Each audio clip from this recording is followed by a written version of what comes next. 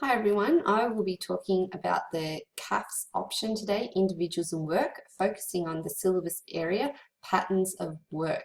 There's quite a lot of different patterns of work to be explored in the CAFS syllabus, so every time I change it up, I'll be changing a hat just to keep it interesting and to let you guys know I'm actually talking about something different. So here we go. So with patterns of work, in the past, the majority of adults were either employed in full-time work or at home raising a family. Nowadays, many people try to find ways to maintain both a career and a family. The introduction of a range of work patterns has helped people to effectively manage both of these roles. Work patterns are different types of employment options that are available to people in various occupations. People often seek employment in a particular occupation because it offers the pattern of work that best suits their lifestyle and or their family's needs. People may change their work pattern over the course of their lifespan, as different pattern may now be more suitable to their current circumstances. So in the CAFS we study lots of these: full-time, part-time, job share, casual, permanent, temporary or contract, self-employed, shift work, voluntary, seasonable, working remotely, and other options. So now I'll be talking about a description of each of these patterns of work. Full-time work. The Australian Bureau of Statistics classifies a person as working full-time if they usually work 35 hours or more a week in all jobs. This refers to regular ongoing work. Full-time employment does not necessarily have to be carried out between the traditional 9 a.m. to 5 p.m. weekday working hours. Some employees work overtime in order to accrue extra hours so that they can take time off for family reasons, such as to attend their child's school concert. The leave entitlements of full-time employment generally include sick leave, annual leave, bereavement leave, parental leave, carers leave, public holidays, and long service leave. Full-time work is available in many occupations, including teaching, accountancy, and retail. Full-time work might be suitable for a single person who does not have children, as they might have more time available to pursue their career goals without conflicting family responsibilities. Someone who has a mortgage might also prefer full-time work in order to be able to regularly meet their home loan repayments. Part-time employment. The Australian Bureau of Statistics defines part-time employment as when a person usually works less than 35 hours per week. This can include regular work that does not involve enough hours to be considered full-time employment. Part-time employees are paid a proportion of the salary of full-time employees, depending on how many hours they work. This is called being paid pro rata. For example, a person who works for 19 hours a week rather than the standard 38 hours of a full-time employee is working 50% of full-time hours, so would receive 50% of a full-time wage. Part-time employees are entitled to all the usual leave entitlements, but also on a pro rata basis. For example, they are entitled to a proportion of the usual amount of annual leave, depending on the proportion of full-time hours they work. Most occupations can offer part-time employment, depending on the individual workplace. Examples of part-time employment might include nursing, teaching, and hairdressing. Part-time work might be particularly suitable for parents, as it provides greater opportunity to balance family responsibilities while reducing financial pressure. A single parent trying to gain some economic security while still meeting their children's needs might also seek part-time employment. Many older people choose part-time work to help with their transition towards retirement and its greater leisure opportunities. Job share. Job sharing is a working arrangement that allows two or more people to share the responsibilities of one full-time position. Each person works part-time and receives the salary and benefits, such as sick leave, annual leave, and so on a pro rata basis. Working arrangements for each person might be 1 week on and 1 week off, 2.5 days each per week, working alternate days, 4 days on and 4 days off. The specific working arrangements would depend on the occupation. For example, a nurse job sharing arrangement might be suited to the 4 days on, 4 days off again option, as hospitals need to be staffed 7 days a week, whereas 2 bank tellers might be able to arrange a 3-day, 2-day job share, as they would only be needed to work Monday to Friday. Casual. Casual workers are employed on an irregular basis with no set hours or roster. They have no guarantee of ongoing employment, as they are employed on a needs basis. This allows their employer to meet the changing workload within the workplace. Casual employees receive no annual or sick leave, but they do receive a loading of at least 20% minimum conditions of the Employment Act 1993 of the ordinary rate of pay to compensate for the lack of other benefits, such as job security, sick leave, and paid public holidays. Depending on the details of their contract, casual workers may be entitled to long service and bereavement leave. Casual work is often suitable for students as they can gain income while completing their school or university studies. Many parents also use casual work as a means of providing a second income for their family in order to maintain or improve their standard of living. Casual work may also suit retired people who want to return to some form of employment to meet their social and intellectual needs without the demands associated with being a permanent worker. Permanent. Permanent employees, whether full-time or part-time, have an ongoing agreement with their employer. They are employed for a fixed number of hours per week or per fortnight, with an expectation of ongoing employment. They receive entitlements, including sick leave, annual leave, parental leave, and long service leave, proportional to the number of hours worked.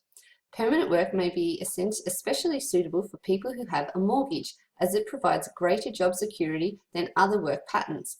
Parents or couples planning to have children might also benefit from permanent status of work due to entitlements such as maternity and paternity leave. Temporary contract. Temporary contract workers are also sometimes known as fixed-term employees. They are hired for a fixed period of time or to work on a specific task or project. For example, a worker might be contracted to replace the air conditioning system in a school. Once that job is completed, their employment with that school is over. Generally, the length of employment is agreed in advance and formalized in writing in the contract. Alternatively, a contract worker may be hired to complete a particular job, being paid either an hourly rate or according to their quote for the whole job. Depending on the details of the contract, a contract worker might be entitled to a proportion of the leave entitlements of a permanent worker, based on the period of employment. For example, a contract worker who works full-time for 6 months might be entitled to half the annual leave of a permanent full-time worker. Companies may choose to strategically hire temporary contractors to boost productivity for certain periods of the year. Contract work can be an appropriate option to replace employees who are absent for a set period of time, such as for long service leave or maternity leave. Self-employment. Self-employment is when a person works for themselves rather than for someone else. It usually involves making an income from a business, such as a shop, or a trade, such as plumbing. Work entitlements are very different for self-employed people. For example, they need to make their own tax and superannuation payments. They have no paid annual leave, sick leave, parental leave, or long service leave, although they may have the freedom to take time off when necessary, depending on the type of self-employment. For example, someone who runs an internet-based company from home might be able to take leave at any time, whereas someone who owns a large company with many employees might need to find someone reliable to manage their staff in their absence. Self-employment may be suitable for people who have effective leadership and organisation skills, and who like being in charge and to make decisions. Shift work. Shift work is a work pattern that uses all 24 hours in a day rather than the standard 9 a.m. to 5 p.m. working hours. It can involve working night shifts for a long period of time or working different shifts that change or rotate regularly. Although most people work during standard weekday hours, some industries, services, and occupations need to operate on a 24-hour basis. Shift work is therefore necessary to staff this type of employment. Examples of workers who might work shift work include nurses at a hospital who operate on rotating shifts to ensure that medical treatment is available to their patients at all hours. Police officers who work on rotating shifts to ensure continuity of service to the community. Mining employees whose machinery operates 24 hours a day, resulting in the need for technicians to be available at all times to ensure smooth running. Security guards who are required to protect people or property 24 hours a day. Cleaners who need to do their work outside standard working hours. For example, a school cleaner might work before school starts, then leave during school hours, but return again at the completion of the school day. The entitlements received by shift workers depend on whether they are employed on a full-time, part-time, or casual basis. Shift workers may also be entitled to penalty rates, which are extra payments for working outside traditional working hours. Voluntary. The Australian Bureau of Statistics defines a volunteer as someone who willingly gives unpaid help in the form of time, service, or skills through an organisation or a group. Volunteer work is important because it helps to meet a diverse range of needs within the community and builds social networks and cohesion. It does not provide an income. This type of work is unpaid. Examples of volunteer work include volunteering with a community or welfare organisation such as Meals on Wheels, Mission Australia or the Salvation Army. Volunteering with a sport or recreation organisation such as by coaching a sports team or running a sporting club. Volunteering with an emergency services organisation such as with the State Emergency Service, SES, or a volunteer firefighter. Volunteering with a religious group such as Centre Care or Anglicare. Volunteering might be more suitable for people who don't have young dependent children than for those who do, due to the amount of time available. Part-time work might also have more free time to volunteer than full-time workers. Retired people who have fewer or no family and paid work commitments might also choose to dedicate some time to helping others. Seasonal. The term seasonal refers to employment that is available only for a set period of time and is influenced by seasonal variations. For example, employment opportunities in the hospitality field in an area where it snows would be quite high during the ski season, as the demand for hospitality services increases during the season. Such services might include accommodation, food outlets such as restaurants and cafes, and ski instruction. Other types of seasonal work include fruit picking and packing, working as a swimming pool lifeguard or attendant, and working in the retail or hospitality industry, both of which usually employ more staff during busy periods such as Christmas. Seasonal workers are generally employed on a casual basis and so have minimal or no leave entitlements. The income level provided by seasonal work varies, as some workers might be provided with free accommodation, for example some fruit pickers, or free ski lift passes, for example ski instructors, which might result in a reduced rate of pay.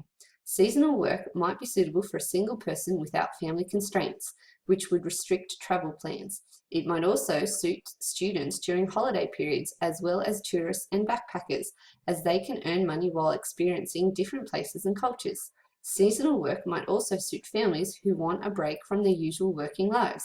They might choose a working holiday that involves the whole family. Working remotely.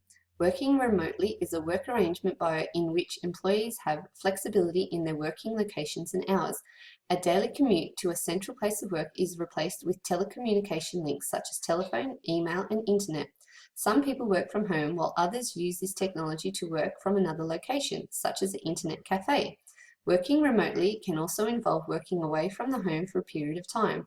This may include a short business trips, fly-in, fly-out situations, example mining, city, doctors visiting rural practices, and deployment for the armed services. Working remotely might be suitable for a person who has a disability and needs to work from home. It might also be suitable for parents with young children and for students who wish to earn an income in flexible hours while completing their studies. Others. Other work patterns include salary sacrificing, where employees might be able, for example, to work 4 years at a reduced salary and then take the 5th year off while still being paid. Taking a carer break, where a worker leaves their work for an extended period of time, as in the case of a parent raising a young family, or someone taking time off work to study. At the end of this break, the person can return to their job. Work experience. Work experience provides individuals with the opportunity to gain employment skills and experience in work-like environment while receiving unemployment benefits. In July 2009, Job Service Australia replaced the previous government employment services. It provides a range of work experience activities including work for the dole, Green Corps, and volunteer work. Traineeships and apprentices. This is where people work for part of the week while also studying at TAFE, which is paid for by their employer. That is the end of patterns of work for individuals and work option, HSC CAFS. Thank you.